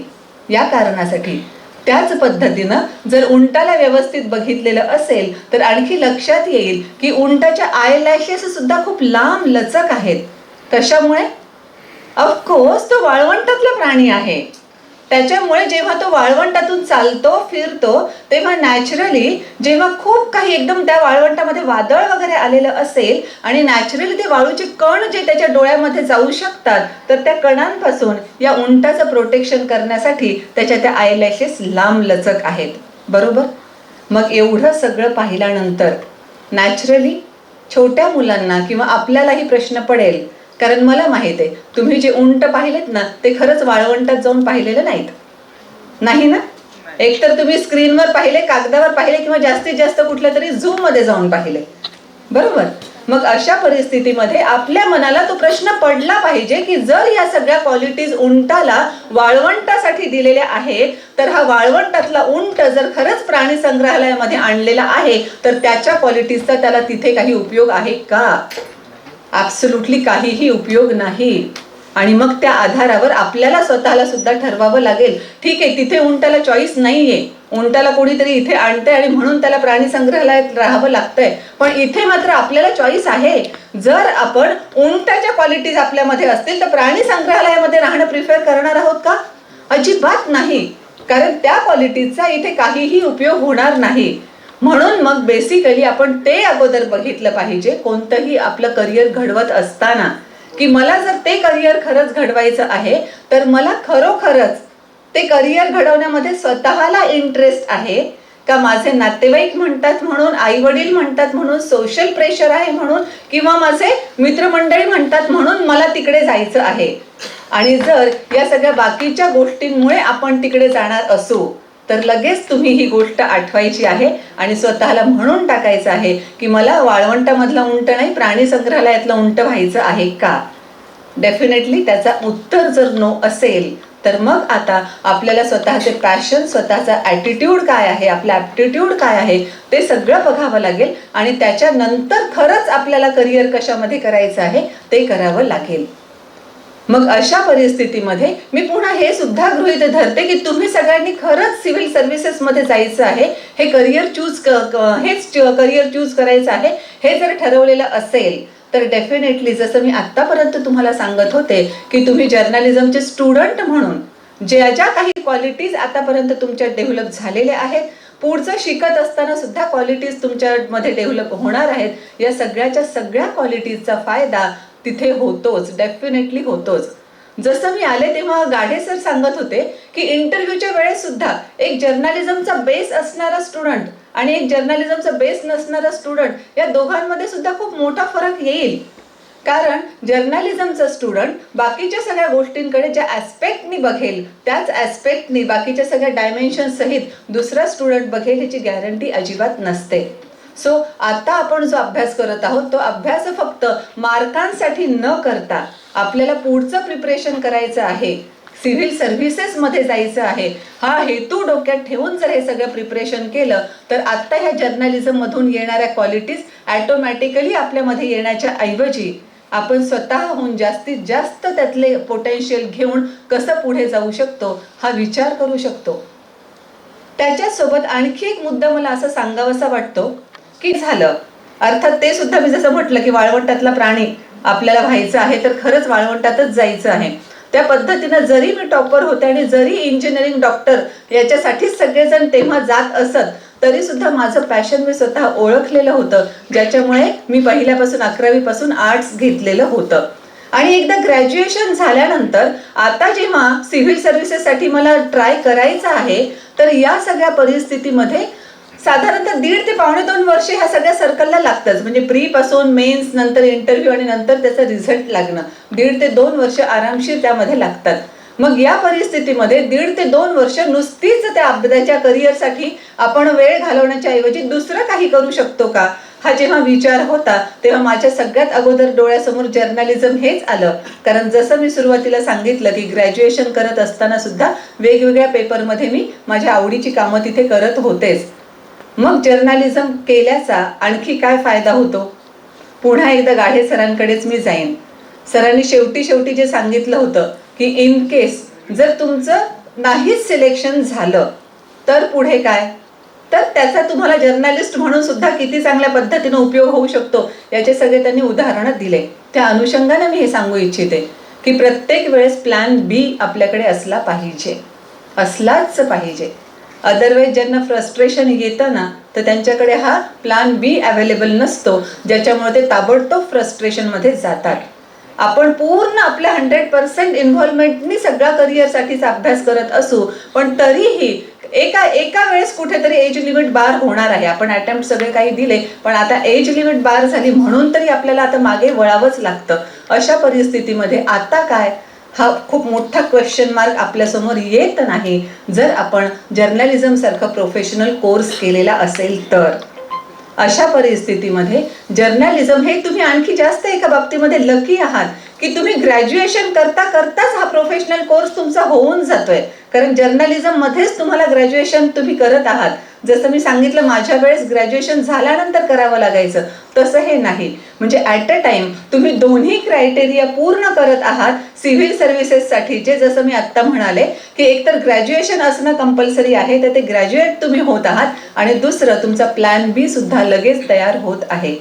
त्याच्यामुळे हा प्लॅन बी म्हणूनही खूप चांगल्या पद्धतीने आपल्याला वापरता यावा आणि खरंच यामधून ज्या आपण क्वालिटीज घेणार आहोत त्या क्वालिटीज पूर्णतः आपल्या अंगी याव्यात. याच्यासाठी अभ्यास हा फक्त मार्कांसाठी करून उपयोग होणार नाही. फक्त मला मार्क घ्यायचे आहेत म्हणून हा अभ्यास केला पाहिजे. याच्याऐवजी यामधून खरंच माझं नॉलेज किती वाढणार आहे, माझे स्किल्स किती वाढणार आहे, याचा जर विचार केला तर हे सगळेच्या सगळे स्किल्स आपल्याला प्रत्यक्षामध्ये सुद्धा वापरता येऊ शकतात. आणि म्हणजे समअप करत असताना मी तुम्हाला हे अवश्य सांगेन की दृष्टिकोनाचा फरक फार महत्त्वाचा असतो बरं. जसं तेही उदाहरण तुम्ही कदाचित ऐकलेलं असेल की आफ्रिकेमधल्या कुठल्या तरी देशामध्ये कंपनीनं 2 वेगवेगळ्या कंपनीनं आपले माणसं पाठवले, मार्केटिंगचे लोक, की तिथे आपल्या शूजना खरंच मागणी आहे का हे चेक करून या. परिस्थिती एकाच गावामध्येच दोघंही गेलेले होते, पण दोघांचंही रिपोर्टिंग वेगळं होतं. एकानं असं सांगितलं होतं की आपल्या शूजला अजिबात तिथे मागणी असणार नाही, कारण मी जाऊन तिथे बघितलं तर तिथे कुणीही पायामध्ये काहीच वापरत नाही, त्याच्यामुळे नॅचरली आपले शूज सुद्धा तिथे विकले जाणार नाहीत. आणि त्याच गावामध्ये व्हिजिट केल्यानंतर दुसऱ्या कंपनीच्या मार्केटिंगच्या माणसानं कंपनीला असा रिपोर्ट दिला की मी इथेच थांबलो आहे, तुम्ही ताबडतोब इतके अशा पद्धतीचे शूज मॅन्युफॅक्चर करून पाठवून द्या, कारण इथे कुणीच पायात काही घालत नाही ना, त्याच्यामुळे मी सध्या त्याच कामामध्ये आहे की पायामध्ये घातल्यामुळे त्यांना काय काय बेनिफिट्स होणार आहेत हे मी त्यांना सांगतोय, ज्याच्यामुळे आपले सगळे शूज तिथे डेफिनेटली 100% खपणार आहेतच. परिस्थिती एकच होती, पाहण्याचा अँगल फक्त वेगळा होता. त्याच्यामुळे फक्त करिअरकडेच नव्हे तर तुमच्या आयुष्याकडे सुद्धा पाहण्याचा अँगल तुमचा कसा आहे, किती पॉझिटिव्हली आपण बघतो आहोत आणि किती पॉझिटिव्हली आपल्या पर्सनल लाईफमध्ये त्यासोबतच आपल्या करिअर लाईफमध्ये आपण काम करतो आहोत, याचा जर स्वतःहून अंतर्मुख होऊन विचार केला तर डेफिनेटली म्हणजे मला पूर्ण खात्री आहे त्या बाबतीमध्ये की आपण आपला ट्रॅक कधीच सोडणार नाही आणि जसं आयुष्य आपल्याला हवं आहे तसं आयुष्य जगणं आपल्याला सोपं होईल. सो तुम्हाला ह्या जर्नलिझममधल्या करिअर सोबतच तुम्ही सिव्हिल सर्व्हिसेसमध्ये सुद्धा खूप चांगल्या पद्धतीनं करिअर प्राप्त करावं, याच्यासाठी मी तुम्हा सगळ्यांना खूप शुभेच्छा देते आणि इथेच थांबते. Thank you so much. Thank you, ma'am. Now we begin with the question answer session. So please, if there are any questions to any of the guests, so please stand on your seat and ask the question. National issue पर मुझे पूछना है कि जो हमारे देश की national policy है नॉट फर्स्ट यूज, क्या ये पॉलिसी हमारे देश का कहीं ना कहीं बैकफॉल बन रहा है? मतलब जैसे जैसे अभी देख रहे हैं हम यूक्रेन रशिया वॉर, इसके साथ ही हमारे जो पड़ोसी हम सोशल इश्यूज में बोलते हैं कि नेबर्स फर्स्ट, तो इस मुद्दे में क्यों नहीं मतलब नॉट फर्स्ट यूज क्यों? हर बार इंडिया अपना बैकफॉल क्यों ले सर? क्या आपको लगता है इसके ऊपर और भी चलकर सरकार कुछ कदम लाएगी, हम एटॉमिक इंडस्ट्री में और आगे जाएंगे या अपने इस रूल को चेंज करेंगे? Thank you for the question. Just बाकी लोगों के लिए भी no first use combination of defence और इंटरनेशनल रिलेशनशिप, इससे कंबाइंड उन्होंने प्रश्न पूछा है. नो फर्स्ट यूज यानी सबसे पहले हम न्यूक्लियर वेपन्स इस्तेमाल नहीं करेंगे, इस तरह की जो है भारत की भूमिका वहाँ पर है. करेक्ट, हमारे पास न्यूक्लियर वेपन्स है, हमारे पास अण्वस्त्र है, परमाणु जो है अलग अलग तरह के वहाँ पर हमारे संसाधन हमारे पास उपलब्ध है. लेकिन ये होते हुए भी भारत सरकार ने हमारी अब तक की जो पॉलिसी रही है उसके अनुसार हम सबसे पहले जो है उन परमाणु संसाधनों का इस्तेमाल नहीं करेंगे. लेकिन अगर हमारे ऊपर कोई हमला करेगा तो जो है हम मुंह तोड़ जवाब देंगे. That is what is no first use policy. अब उनका प्रश्न था कि जो है जिस तरह का मामला बन रहा है, हम रशिया यूक्रेन वॉर देख रहे हैं, अफगानिस्तान में क्या हुआ है वो देखा है, तो वो देखते हुए हमने ये बदलना चाहिए क्या? हमने जो है चाइना के ऊपर हमला करना चाहिए क्या? पाकिस्तान के ऊपर हमला करना चाहिए क्या? अगर उस तरह का हमला करने की जरूरत पड़ती है तो हमने हमारे न्यूक्लियर वेपन्स वहां पे इस्तेमाल करने चाहिए क्या? दो चीजों से जो है हमें उसे समझना होगा. अगर पूरे विश्व में हम देखते हैं तो यस, जिस तरह के सारे हालात बन रहे हैं, डे बाय डे जो है सारा मामला जो है वो बहुत सारा स्फोटक बनते जा रहा है, नो डाउट अबाउट दैट. लेकिन भारत अगर पिछले मैं 1947 ऑनवर्ड वहां पे देखता हूं, भारत का जो है एक विशेष स्थान है. इन रियल सेंस अगर हम हटके हैं तो हटके रहने के पीछे ये भी एक एस्पेक्ट है कि हमारी पॉलिसी ये कभी भी जो है दूसरों देशों के ऊपर आक्रमण करने की नहीं रही है. इतिहास देखो, मैं 1947 से ऑनवर्ड वहां पे देखता हूं. 1962 हो, 1965 हो, 1971 हो, 1999 हो, मी म्हणतो मराठीमध्ये थोडंसं त्या ठिकाणी सांगतो, 3.5 युद्ध आपण लढले. कारगिल युद्ध जे आहे ते अर्ध युद्ध असं कन्सिडर करू. इन ऑल दीज सर्कमस्टांसेस, यामध्ये जे आहे इन सारे युद्धों में जो है कहीं पे भी भारत ने सबसे पहले आक्रमण नहीं किया। जब कहीं ना कहीं भारत के लिए खतरा निर्माण हुआ तब जाके ही हमने वहां पे हमला किया। यानी पॉइंट नंबर 1, हमारी कभी भी जो है आक्रमणकारी रणनीति कभी भी नहीं रही है एज अ नेशन, ये हमारी पॉलिसी नहीं है। डिफेंस के लिए हम ये सारे वहां पे करते हैं। So it goes in tune with no first use policy, point number 1। Point number 2, ultimately nuclear weapons किस लिए रहते हैं? इसे हम कहते हैं डेटरेंस वैल्यू। डेटरेंस वैल्यू का मामला क्या होता है, मतलब क्या होता है? फॉर एग्जाम्पल, एक एग्जाम्पल देके मैं आपको बताता हूं। बंदूक होती है, रिवॉल्वर है फॉर एग्जाम्पल, उसमें 6 गोलियां हैं। For example ma'am is a DYSP, SDPO है, और मान लो ये सारा जो है एक जमावड़ा वहां पर अटैक करने के लिए वहां पे आए, तो डीवाईएसपी क्या करेगा? उसकी गन निकालेगा, जो कुछ सारे जो है प्रोटोकॉल वहां पे फॉलो करके, नियम फॉलो करके, और वहां पे जो है उस गन के आधार पर कितनी गोलियां है उसमें? 6 गोलियां है। लोग कितने हैं? 1000। वो गन देखते हुए उन 6 गोलियों के आधार पर वो मॉब को जो है पीछे हटाने की कोशिश वहां पे करेगा, या मान लो एटलीस्ट सेल्फ डिफेंस वहां पे करेगा। सचमुच में वो गोलियां चलाएगा तो कितने लोग मरेंगे? 6 लोग। 994 जो है आपको तो खा जाएंगे। This is what the deterrence value. वो बंदूक जो है ना, दैट इज डेटरेंस वैल्यू। अगर उसके डर के वजह से मामला वहां पे हो गया तो हो गया, सचमुच में उसका इस्तेमाल करके कुछ हासिल होगा क्या? नहीं होगा। Just like that nuclear weapons, they are destructive. अगर न्यूक्लियर वेपन्स वहां पे गिरता है तो जो है उसका नाश वहां पे हो जाएगा, लेकिन वो भी जब रिस्पॉन्ड करेगा तो हमारा भी वहां पे नाश हो जाएगा। हमें किसी का जो है नाश नहीं करना है, लेकिन कोई हमारे ऊपर आएगा तो हम जो है उसको पूरी तरीके से जो है उसका नाश वहां पे कर देंगे। सो हमारी आक्रमणकारी रणनीति नहीं है, हमें किसी के ऊपर हमला वहां पे नहीं करना है। इसकी वजह से हमने नो फर्स्ट यूज पॉलिसी रखी है। हाउएवर अगर आप थोड़ा सा उसके नीटी-ग्रिटीज में जाते हो, क्योंकि आपने जो क्वेश्चन पूछा है, आई एज्यूम कि जो है रिसेंटली जो डेवलपमेंट हो रहे हैं पिछले कुछ सालों में, स्पेशली नरेंद्र मोदी गवर्नमेंट के अंतर्गत जो अलग अलग तरह के बदलाव हमारे परराष्ट्र नीति में वहां पे हो रहे हैं, उस कंसर्न में आपने वहां पे बात कही होगी, और कुछ हिंट्स उस तरीके से भारत सरकार ने दिए हैं। हमारे संरक्षण मंत्री, रक्षा मंत्री राजनाथ सिंह ने एक जगह पर जो है इनडायरेक्टली हिंट दी है कि बदलती हुई परिस्थिति ध्यान में रखते हुए, जिस तरह से चाइना से वहां पे हमारा खतरा बढ़ रहा है, जिस तरीके से पाकिस्तान से बढ़ रहा है, तो पिछले 75 सालों में हमारी जो रणनीति रही, नो फर्स्ट यूज पॉलिसी रही, हो सकता है कि वो पॉलिसी हम बदल भी सकते हैं। Quite possible. कोई भी चीज जो है स्टैटिक नहीं होती है। इंटरनेशनल रिलेशनशिप में एक बड़ा फेमस कोट है हेनरी किसिंजर का, और वो क्या फेमस कोट है? There are no permanent friends और there are no permanent foes in international relationship, there are only permanent interest. कोई भी देश जो है हमारा परमानेंट मित्र नहीं है, कोई भी देश हमारा परमानेंट दुश्मन नहीं है। सिर्फ क्या परमानेंट है? इंटरेस्ट के अनुसार जो है भारत देश अपनी रणनीतियां या हमारे संबंध उस तरीके से अलग अलग देशों के साथ बनाते हैं। सेम फॉर्मूला हम यूज करेंगे। अब तक जो है भारत की रक्षा के पॉइंट ऑफ व्यू से हमें जरूरत नहीं लगी नो फर्स्ट, हमें जरूरत नहीं लगी दूसरों के खिलाफ जो है उन परमाणु हथियारों का इस्तेमाल करने की। लेकिन भविष्य में जिस तरह की परिस्थितियां बन रही है, अगर भारत सरकार को उस तरह की जरूरत लगती है तो very much that no first use policy can be kept aside, और जरूरत पड़ती है तो फर्स्ट यूज पॉलिसी का भी जो है भारत सरकार वहां पे इस्तेमाल कर सकता है। आज वो परिस्थिति आई है क्या? माय ओन एनालिसिस या मेरा जितना कुछ छोटा नॉलेज है, मुझे लगता है अभी भी वो परिस्थिति नहीं आई है, बट आने वाले दशकों में वो परिस्थिति निर्माण हो सकती है क्या? वेरी मच वो परिस्थिति निर्माण हो सकती है, और उस अनुसार जो है भारत सरकार वहां पे निर्णय लेगा। I hope I have given the answer related with your query. Thank you sir. मतलब जैसे अभी नेपाल कहीं ना कहीं पिछले कुछ सालों में हमारे देश की जिम्मेदारी रहा है, मतलब नेपाल के साथ, नेपाल के लोगों के साथ हमारे देश के अच्छे रिलेशन रहे।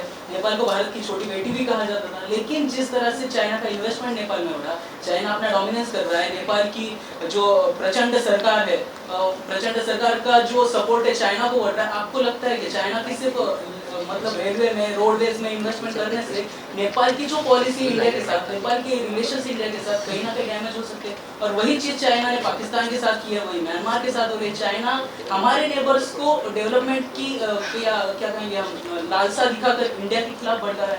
और अगर नेपाल के साथ ऐसा हुआ तो कहीं ना कहीं मतलब जो भी श्रद्धालु जाते हैं इंडिया से, उनको कितना खतरा होगा, या नेपाल से जो लोग, जो माइग्रेंट्स इंडिया में आते हैं, उनका हम पर कितना इफेक्ट होगा? Are you an IJ student, International Journalism student? Okay, good question. Basically इन्होंने अगेन जो सारा प्रश्न पूछा है उसको थोड़ा सा टेक्निकल टर्म्स में या इंटरनेशनल रिलेशनशिप में हम कहते हैं China's encirclement policy. Okay, now I don't want to go into the details. International relationship मुझे बहुत अच्छा लगता है. जैसे रेखा शेरके मैम ने इनिशियली कहा कि yes, I mean number of sessions can be taken related with the current affairs issues and the international relationship. But आपके प्रश्न से संबंधित उनका प्रश्न का सारा जो रोक है इसे हम कहते हैं चाइनाज 3E पॉलिसी. बाकी 2E की मैं बात नहीं करता हूं. If you are interested go on my YouTube channel doctor Satish Dage. उसमें बहुत सारे शायद वीडियोस या मेरे इंटरव्यूज भी अलग अलग चैनल्स पे होंगे इससे रिलेटेड. सो ये 3E में का एक E जो है that is encirclement policy. China बड़ा शातिर है, बिलीव मी. पाकिस्तान जो है, पाकिस्तान से भारत को विशेष खतरा नहीं. अगर सही खतरा आने वाले समय में है तो वो चाइना से है. एनसर्कलमेंट पॉलिसी यानी क्या? आज देखो क्या सिचुएशन वहां पे बनी हुई है. भारत के चारों साइड से अगर आप देखो तो भारत जो है पूरी तरीके से घिर चुका है. Just imagine, this is India. हमारे वेस्ट में, हमारे पश्चिम में कौन है? पाकिस्तान है.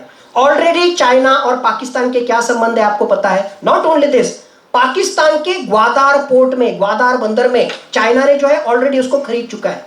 Come to the southern part, Sri Lanka. Sri Lanka में भी जो है चाइना का बहुत सारा इन्वेस्टमेंट है. उनका जो है हम्बन टोटा पोर्ट है. हम्बन टोटा पोर्ट किसने लिया हुआ है? चाइना ने लिया हुआ है. Come to the east, Myanmar. Myanmar की जुंता, दैट इज नॉट जनता सरकार, जुंता सरकार यानी मिलिट्री रूल और चाइना कम्युनिस्ट आइडियोलॉजी लिंक वहां पर है. वहां पर चाइना का बहुत सारा इन्वेस्टमेंट, बहुत सारे लिंकेजेस वहां पे है. कम फर्दर नॉर्थ, वहां पर सारा भूटान हो, वहां पर नेपाल हो. एक समय Nepal Bhutan for practical purpose वो जो है भारत का ही हिस्सा, भारत का हिस्सा नहीं थे, बट उनकी नीतियां, उनका पूरी तरीके से डिपेंडेंस भारत पे था. Over the period of time China ने जिस तरीके से इन्वेस्टमेंट बढ़ाया है, नॉट ओनली इन्वेस्टमेंट बढ़ाया है, अब तो भूटान के कुछ जगह पर चाइना ने सीधा सीधा अपना हक जताया हुआ है उसके ईस्टर्न पार्ट पे. So in the years to come 100% China वहां पर जो है अपने सैनिक वहां पे लाएगा. नेपाल को जो है उसकी अर्थव्यवस्था को पूरी तरीके से डोमिनेट करने के लिए पावर प्रोजेक्ट्स में चाइना ने जो है बहुत सारा इन्वेस्टमेंट किया है. Not only that, the present प्रचंड, वो उनका अगर हम हिस्ट्री वहां पे देखेंगे, he was a Maoist leader. Communism का जो है कॉमन लिंक चाइना का वहां पे है. यानी नेपालीज कांग्रेस के शेर बहादुर देवबा को हटा के वहां पर अगर प्रचंड की सरकार आई है तो इनडायरेक्टली चाइना का इसमें बहुत महत्वपूर्ण रोल रहा है. So in the years to come आपने जो आशंका जताई है बिल्कुल सही है. आने वाले समय में Bhutan, Nepal, China, Pakistan, Sri Lanka, Myanmar, in सारे तरीके से जो है भारत को स्ट्रैंगल करने की कोशिश, स्ट्रैंगुलेट करने की कोशिश, ये भी चीन की रणनीति का भविष्य में हिस्सा हो सकता है. So what ever kind of fear you have raised, that fear can very much happen, but I am quite sure कि भारत सरकार को भी ये सारी चीजें पता है और उससे रिलेटेड जो है बहुत जल्द हमने कुछ रिटेलिएटरी मेजर जो है not only from security point of view but economic international pressure powerfully ते टॅकल करायचं का चॅलेंज खूपच माझ्यावर चॅलेंजिंग हे सगळं आहे आणि नाही जमत म्हणून मागे हटायचं हे आपल्या स्वभावामध्ये डिपेंडंट आहे. आणि जे मी सगळं सिलेबस वगैरे वाचत होते त्याच्यामध्ये एक महत्त्वाचा मुद्दा हा पण वाचला की जर्नलिझम करत असताना सॉफ्ट स्किल सुद्धा त्याच्यामध्ये मुद्दा ठेवण्यात आलेला आहे. सो इथे सॉफ्ट स्किलचा बेसिकली रोल येतो की कोणत्या चॅलेंजेसकडे आपण कोणत्या रीतीनं बघणार आहोत, हारणार आहोत का त्याच्यावर फेस करून पुढे जाणार आहोत.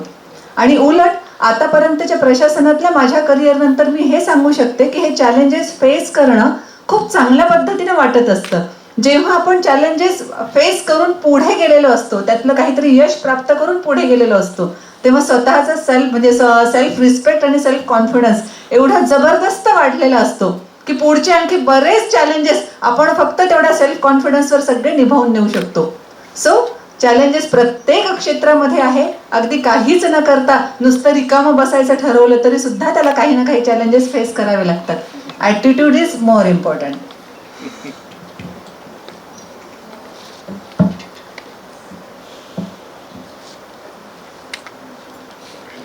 आणखी कुणाचा काही प्रश्न आहे?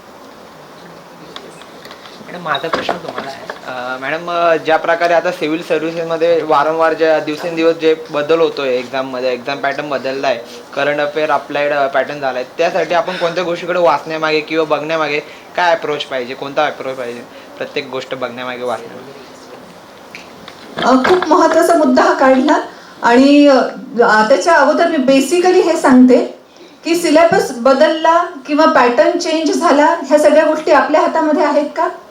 धोरणं ठरवणं आपल्या हातामध्ये आहे का? ॲब्सोल्युटली नाही. पॉलिसी धोरणं जे काही आहे ते ऑलरेडी ठरलेलं आहे आणि अशा अशा पद्धतीने जायचं हे आपल्याला सांगण्यात आलेलं आहे. त्याच्यामुळे बरेच जण अगोदर तो मुद्दा मी क्लिअर करते जरी तुझ्या बोलण्यातून आलेला नसला तरी हिडन तो मुद्दा जवळपास प्रत्येकाच्या डोक्यामध्ये तो असतो की आता पॅटर्न बदलला आता मी काय करू. सो पहिला मुद्दा लक्षात ठेवायचा आहे पॅटर्न बदलला आहे याच्यामध्ये ॲज अ पॉलिसी म्हणून तुम्ही काहीही करू शकणार नाही. त्याच्यामुळे पॅटर्न बदलला हे असं असं सगळे चेंजेस झालेले आहेत हे तुम्हाला ॲक्सेप्ट करावे लागतील आणि जेव्हा तुम्ही इझिली ॲक्सेप्ट कराल तेव्हा मग आता पुढे काय करायचं आहे तर लगेच लक्षात येईल की आता बदललेल्या पॅटर्ननुसार अभ्यास करायचा आहे. So simple. आणि मग आपण तो अभ्यास करायला लागू. मोस्ट ऑफ द टाइम्स आपण तिथे अडकून बसतो की का पॅटर्न बदलला अगोदरचा खूप चांगला होता ना. म्हणजे आता आणखी मी ॲड करते की काही मुली तर मी असे बघितलेत की ज्यांनी अगोदरच्या MPSCची किंवा बाकीची कोणती परीक्षा दिलेली पण नाहीये त्यांना पहिल्यांदाच आता ही द्यायची आहे आणि तरी सुद्धा अगोदरचा पॅटर्न चांगला होता हे जे म्हणतात तर जसं आपल्याला ट्रॅडिशन्स बदलणं नको वाटतं किंवा जसं रुळावरून एखादी गाडी रूळ चेंज केला की ती खडखडाट करते तसं थोडा जरी बदल झाला की आपल्याला नको वाटतो आणि लगेच आपण त्याच्या विरोधात जायला लागतो. सो सिम्पली मी फक्त एवढंच म्हणेन की जो सिलेबस आहे जो पॅटर्न आहे त्याचा अगोदर व्यवस्थित अभ्यास करायचा आणि एकदा ते कळाल्यानंतर त्या पॅटर्ननुसार त्या सिलेबसनुसार आपण बाकीच्या सगळ्या पुस्तकांना रेफर करायचं त्याचा अभ्यास करायचा एवढं सिम्पल आपण करू शकतो. मॅम जेव्हा आपण प्रिपरेशन स्टार्ट करतो तर पहिली स्टेप प्रत्येक ॲस्पिरंट हा असतो की यूट्यूबवर व्हिडिओज बघतो. तर मग टॉपर्सची जी स्ट्रॅटेजी असते की आम्ही 12 तास अभ्यास केला 14 तास तर मग स्टुडंट्सला तितकं पॉसिबल होत नाही. म्हणजे जर तुम्ही ग्रॅज्युएशनच्या ड्युरिंग प्रिपरेशन स्टार्ट करताय तर मग कॉलेज आणि 12 तास प्रिपरेशन तुम्ही नाही करू शकत. तर मग तुमची काय स्ट्रॅटेजी होती किंवा तुम्ही आम्हाला काय टिप्स देणार की आम्ही त्यांनी प्रिपरेशन स्टार्ट करू. ओके ठीक आहे. आता यामधून मी केलेली आहे की माझा BJ आणि MJ चालू असताना मी सिव्हिल सर्व्हिसेससाठी प्रिपेअर करत होते. म्हणजे MPSCच होतं तेव्हा UPSC हा प्रकार डोक्यातही नव्हता. तर अशा परिस्थितीमध्ये आपल्याला लगेच प्रायोरिटी ठरवता आली पाहिजे.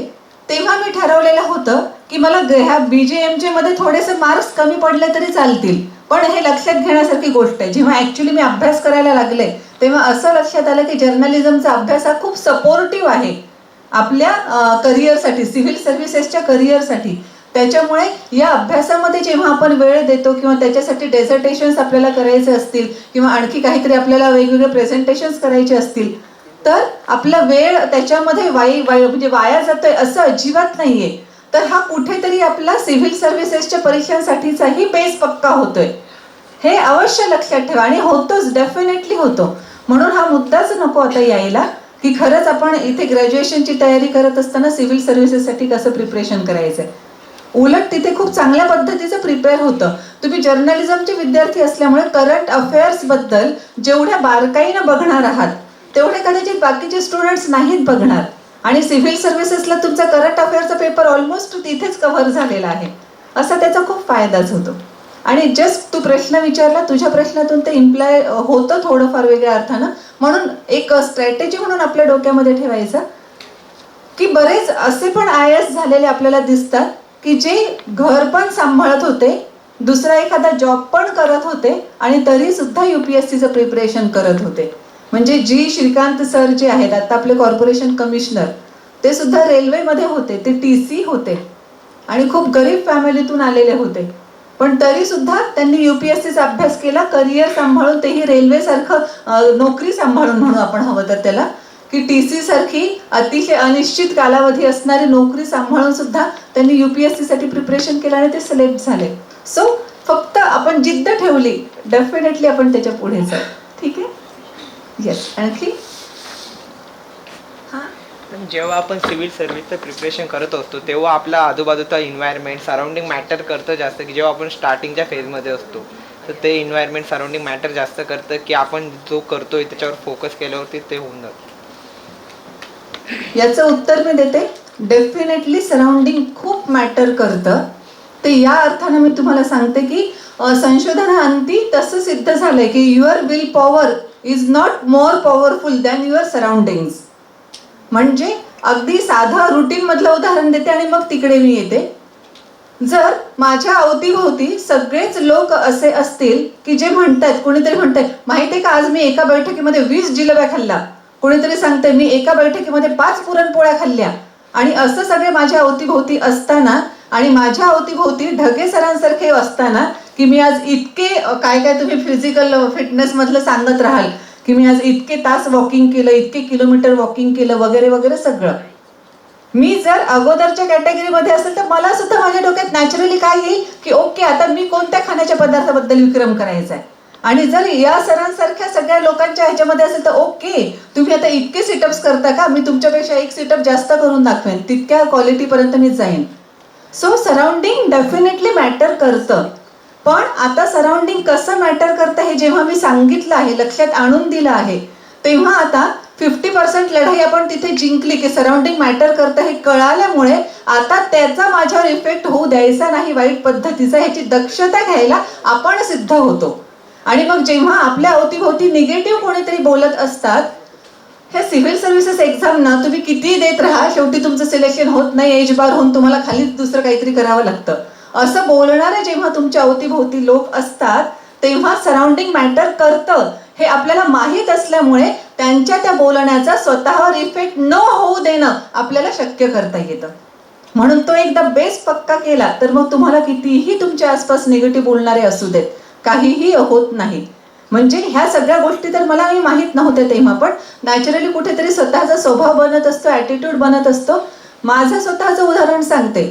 जेव्हा मी प्रिलिम्स दिली, MPSCची प्रिलिम्स दिली आणि मग बऱ्याच जणांना माहीत झालं की हिने MPSCची प्रिलिम्स दिली, तेव्हा मॅक्सिमम जणांनी मला हेच सांगितलं MPSC काय सोपं असतं का, काही जमतं का, ते होत नसतं काही, आणि प्रिलिम सुद्धा प्रिलिममध्येच गळतात खूप जण. हो गळतात ना, कारण जेवढे बसतात त्याच्या कम्पॅरेटिव्हली तेवढा एक टक्केवारी ठरलेली असते की जे पुढे मेन्ससाठी जातात, बाकीचे सगळे गळालेलेच असतात. पण का गृहीत धरायचं आपण की मी त्या गळालेल्यांमध्ये असणार आहे म्हणून? का नाही गृहीत धरायचं की जे मेन्ससाठी जाणार आहेत त्याच्यात मी असणार आहे म्हणून? म्हणजे मानसिकता हा शब्द जो मी मगाचपासून वापरते तो इथे लागू होतो.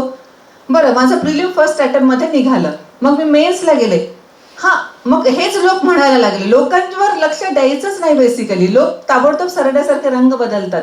मग हेच लोक म्हणायला लागले नाही प्रिलिम्स सोपी असती, प्रिलिम्स एक वेळ क्वालिफाय होता येतं. बघा अगोदर काय सांगत होते, प्रिलिम्स निघणार नाही म्हणून, प्रिलिम्स एक वेळ होता येतं पण मेन्स तर निघतच नाही. खूप जण तिथूनच मागे येतात आणि मग फ्रस्ट्रेशन मध्ये जातात. पुन्हा मी तेच म्हटलं ठीक आहे ना, मेन्स क्वालिफाय करून पुढे जाणाऱ्यांच्या यादीत माझं नाव असेल ना, डेफिनेटली तेच झालं. मग मी इंटरव्ह्यू पर्यंत गेले. आताही पुन्हा हे लोक बोलायचं थांबले नाहीत. ह्या लोकांचं करेज तेवढ्या बाबतीत खरंच मानलं पाहिजे, निगेटिव्ह करेज. ते पुन्हा म्हणायला लागले हां प्रिलिम्स आणि मेन्स ते काही रिटर्न एक्झाम होत्या ना, त्याच्यामुळे त्या क्वालिफाय करणं सोपं असतं, त्याच्यात काही नुसतं अभ्यास करायचा आणि परीक्षा द्यायची असते. पण इंटरव्ह्यूमध्ये खूप गोष्टी, वाईट अर्थानं बरं, खूप गोष्टी तिथं मॅनेज कराव्या लागतात. मग ते एवढं असं करावं लागतं, तसं करावं लागतं वगैरे वगैरे सगळं. म्हटलं माझं ठरलेलं आहे की मी ह्या वाईट गोष्टी थ्रू पुढे जाणार नाहीच आहे. मी माझ्या मार्कांथ्रू, माझ्या इंटरव्ह्यू थ्रू जे काही असणार आहे त्याच्यावरच माझं मेरिट ठरणार आहे. सो फर्स्ट अटेम्प्ट मध्ये सिलेक्शन झालं आणि मग हे लोक गप्प बसले. आणि मग काय त्यातले काही लोक माझं उदाहरण बाकीच्यांना द्यायला लागले की हे असं करता येतं बरं, फर्स्ट अटेम्प्ट मध्ये सुद्धा सिलेक्शन होत असतं. सो बेसिकली एन्व्हायरमेंट आपल्या अवतीभोवतीचं दुर्दैवानं निगेटिव्ह असतं, पण आपण तेच लक्षात ठेवायचं की एन्व्हायरमेंटचा आपल्यावर परिणाम होतो, तो अजिबात होऊ द्यायचा नाही. सो आपल्याला ते जमू शकतं. ते खूप खूप वेगळं असतं खूपच वेगळं असतं. माझं अगोदर बस बेटा, माझं अगोदर सिलेक्शन झालं, मी चांगली एक 2-3 वर्ष सर्व्हिस केली आणि त्याच्यानंतर माझं लग्न झालं. तर त्याच्यामुळे अगोदर फक्त मी आणि माझी सर्व्हिस म्हणजे तेव्हा अगदी मी रात्री सकाळीच आवरलं की ताबडतोब 9:15 ऑफिसमध्ये जायचं. मग दौरे बिवरे जे काही असतील ते सगळे कामं करायचे. आणि जेव्हा आता झोपण्याची वेळ होते, रात्री 10, 10:30, 11 काहीतरी वाजतायत, तेव्हा मग घरी जायचं आणि मग डायरेक्ट झोपायचंच, असं व्हायचं. पण नॅचरली लग्न झाल्यानंतर बऱ्याच साऱ्या जबाबदाऱ्या अंगावर पडलेल्या असतात. आणि हे पण मी खूप छान पद्धतीने सांगते बरं, की लग्न केल्यानंतर काहीतरी बर्डन येते असं अजिबात समजू नका. कारण ती सुद्धा एक प्रोसेस खूप सुखदायी आणि खूप आनंददायी आहे. मग अशा सगळ्या परिस्थितीमध्ये आपल्याला तेही जमायला लागतं. पुन्हा इथे तो सॉफ्ट स्किलचा मुद्दा येतो, की करिअर सुद्धा सांभाळायचं आहे, फॅमिली सुद्धा सांभाळायची आहे आणि मला माझं सगळं पर्सनल लाईफ सुद्धा सांभाळायचं आहे. बरेच जण स्वतःच्या हॉबीज विसरून जातात एकदा करिअर आणि लग्न झालं की. त्याच्यामुळे ते सुद्धा न करता माझं पर्सनल लाईफही सांभाळायचं आहे. असं आपण स्किल डेव्हलप केलं तर फक्त 2 आघाड्यावर नाही तर तिसऱ्याही पर्सनल लाईफच्याही आघाडीवर आपल्याला मस्तपैकी कसरत करता येते. कसरत हाच शब्द मी वापरते कारण ही कसरत सुद्धा एन्जॉय करण्यासारखी असते. आणि ॲटिट्यूडचा मुद्दा येतो की कसरत तुम्ही एन्जॉय करता का त्या कसरतीचं टेन्शन घेता, हे स्वतःवर डिपेंड आहे. जैन सर, माझा एक प्रश्न आहे पत्रकारांसाठी. पाकिस्तानचं एक न्यूज चॅनल आहे, वाया न्यूज चॅनल, त्यामधला एक पत्रकार आहे अनास मलिक म्हणून. ज्यावेळेस अफगाणिस्तानवर तालिबानने अटॅक केला होता त्यावेळेस ते तिथं रिपोर्टिंग करण्यासाठी गेले होते. आणि असं झालं होतं की जिथं ज्यावेळेस ते रिपोर्टिंग करायला गेले त्यावेळेस ना त्यांच्या बाजूला 600 लोकांचे मृत पडलेले होते. म्हणजे तिथं अटॅकने गोळीबारांमुळे लोक मेलेले होते. आणि अचानक त्यांचा जो कॅमेरामॅन होता त्याला पण त्या अटॅक म्हणजे तालिबानवाल्यांनी जे आहे ना त्यात पकडून नेलं होतं. आणि एकटा तो रिपोर्टर तिथं होता. मग त्याने काय केलं, तो कॅमेरा जे मृत शरीर जे ते 500 मृत शरीर एकावर एक ढीग रचले, त्यावरती कॅमेरा ठेवला आणि मग रिपोर्टिंग केली. तर अशा वेळेस म्हणजे मी जर तिथं असतं मला भीती वाटली असती. तर मग अशा वेळेस मग कसं हाताळलं त्याला? तू होता का अगोदर माझ्या ज्यावेळेस सुरुवात झाली लेक्चरला, होता का? हा होतो पहिल्यापासून होता? एक सी होतं की नाही, करेज है ना. नीडर पत्रकारिता म्हणजे जर तुम्ही सो कॉल्ड मी आर्म फोर्सेसच्या भाषेमध्ये म्हणतो, एक असतं आमचं पीस टाईम आणि फील्ड म्हणजे J for example Jammu and काश्मीरमध्ये सियाचीनमध्ये त्या ठिकाणी आहे. आणि पीस टाईम म्हणजे फॉर एक्झाम्पल मी देवळालीला नाशिकला पोस्टेड आहे, फॉर एक्झाम्पल मी पुण्याला पोस्टेड आहे. ओके, तर निडरता म्हणजे जे आहे, तुम्ही पीस टाईममध्ये त्या ठिकाणी असाल तर मी म्हणेल फिअर अँड फेवर. पॉलिटिशियनचा दबाव आहे, करप्शन आहे, बाकीच्या सगळ्या गोष्टी आहेत, त्याच्या पलीकडे जाऊन जर तुम्ही पत्रकारिता करत असाल तर माझ्या मते जे आहे that is courageous journalism. Investigative journalism त्या ठिकाणी असेल. आणि इन्व्हेस्टिगेटिव्ह जर्नलिझममध्ये डे नावाचा जो आहे तो पत्रकार त्या ठिकाणी होता आणि दाऊद इब्राहिमशी संबंधित वेगवेगळ्या त्या गँगशी संबंधित तो पत्रकारिता करत होता, जे डे, आणि त्यामध्ये जे आहे त्याचा त्या ठिकाणी मृत्यू झाला. हे example Anas Malik. By the way, coincidentally त्या अनास मलिक सोबत एका डिबेटमध्ये मी त्या ठिकाणी होतो. आय रिमेंबर 2019मध्ये तो जो हल्ला झाला होता आपला पुलवामा, आणि मी झी 24 तासवर त्या ठिकाणी होतो. आणि झी 24 तासवर झीशी रिलेटेड ते हिंदीमध्ये सुद्धा त्या ठिकाणी आलं. आणि Anas Malik was reporting from Pakistan. मी इथून त्या ठिकाणी लकीली औरंगाबादच्या स्टुडिओमधून, झीच्या स्टुडिओमधून त्या ठिकाणी होतो. आणि ऑफकोर्स म्हणजे माझा व्ह्यू जो आहे त्या पाकिस्तानला ठेचून काढणे, it is as simple as that. तर मी जे आहे म्हणजे स्ट्रॉंग भूमिका त्या ठिकाणी घेतली. कोइन्सिडेंटली त्याच्याशी जे आहे 1 to 1 एका डिबेटमध्ये मी त्या ठिकाणी बोललेलो. आणि तू जे उदाहरण त्या ठिकाणी सांगितलं म्हणजे हे एक रिप्रेझेंटेटिव्ह एक्झाम्पल आहे. तुम्ही जर पत्रकार आहात तर पत्रकार आणि तुमचा त्या ठिकाणी जो रोल आहे, मला वाटतं की त्या ठिकाणी जे आहे तुम्हाला तुमच्या मीडिया हाऊसनं ती न्यूज कव्हर करण्यासाठी पाठवलेली. मग या रिस्क ज्या आहेत त्या तुमच्याशी असोसिएटेड आहेत. तर मग त्या युद्धभूमीवर तुम्ही त्या ठिकाणी जर जात असाल तर युद्धभूमीवर या सगळ्या रिस्क ज्या आहेत त्या असोसिएटेड आहेत. You should be ready for that. आणि तरी सुद्धा जर त्याचं तो कर्तव्य त्या ठिकाणी पार पाडत असेल तर माझ्या मते ड्युटी कम्स फर्स्ट. हे फक्त आर्म फोर्सेसमध्येच नसतं, हे प्रत्येकाला असतं. Ma'am will agree with me. म्हणजे असे कितीतरी इन्सिडन्सेस मॅमच्या आयुष्यामध्ये सुद्धा त्या ठिकाणी आलेले असतील की त्या ठिकाणी काही रिस्क. सिम्पल एक्झाम्पल मी सांगतो, तुम्ही ज्या न्यूजपेपरमध्ये सुद्धा वाचत असाल, वाळू तस्कर, त्या तहसीलदार मॅडम त्या ठिकाणी गेल्या आणि अंगावर जे आहे त्याने जे आहे त्या ठिकाणी गाडी घातली. रिस्क नाही आहे का? जशी युद्धभूमीवर रिस्क आहे तशी त्यांना जे आहे पीस टाईममध्ये रिस्क आहे. रिस्कचा जी आहे सिव्हिअरिटी कमी जास्त त्या ठिकाणी असू शकते, पण वाचलो म्हणजे रिस्क कमी होते आणि मेला म्हणजे जे रिस्क जास्त होते. आपल्याला माहित नाही ना पुढे काय त्या ठिकाणी होणार. तर नक्कीच अनास मलिकनं तसं त्या ठिकाणी जे आहे रिपोर्टिंग केलं. आणि असे वेगवेगळ्या प्रकारचे युद्धभूमीवरून जे रिपोर्टिंग करावं लागतं तर त्याची रिस्क जी आहे ती रिपोर्टरला किंवा जर्नलिस्टला असणारच आहे. आणि ती रिस्क सगळी लक्षात घेऊनच तुम्ही या प्रोफेशनमध्ये पडले ना. जोकिंगली, त्याला जरी तुम्ही जोकिंगली घेतलं तरी जे आहे बिईंग अ डॉक्टर, आज मला तुम्ही सांगा बरं असं कुठलं प्रोफेशन आहे ज्यामध्ये रिस्क नाही. आमचे बिचारे डॉक्टर जे आहे टप्पू देता तुम्ही त्यांना. तो जो आहे आमचा पेशंट त्या ठिकाणी मेला म्हणून जो त्याला मारतो, अरे बाबा बिचारानं म्हणजे त्यांनी त्याचा जीव थोडी त्या ठिकाणी घेतला. He has tried his level best. दुर्दैवानं जे आहे तो त्या ठिकाणी वाचला नाही, तुम्ही जे आहे त्याला झोडपून त्या ठिकाणी काढता. Isn't it risk? म्हणजे आम्ही म्हणतो की आता MBBS मध्ये जो आहे सेल्फ डिफेन्स हा एक सब्जेक्ट त्या ठिकाणी आलाच पाहिजे. MBBS सोबत हे असले तरच, तर कशी प्रॅक्टिस कशी करणार? तर नक्कीच त्यानं त्याची ड्युटी केली अनास मलिकनं, आणि असे जे आहे शेकडो उदाहरणं तुम्हाला देता येतील. आणि भविष्यामध्ये नक्कीच आम्हाला पाहायला आवडेल की अशा रणभूमीवरून तू सुद्धा जे आहे त्या ठिकाणी रिपोर्टिंग करतोय. नक्कीच सर, नक्कीच. Yes. Here comes us to the last part.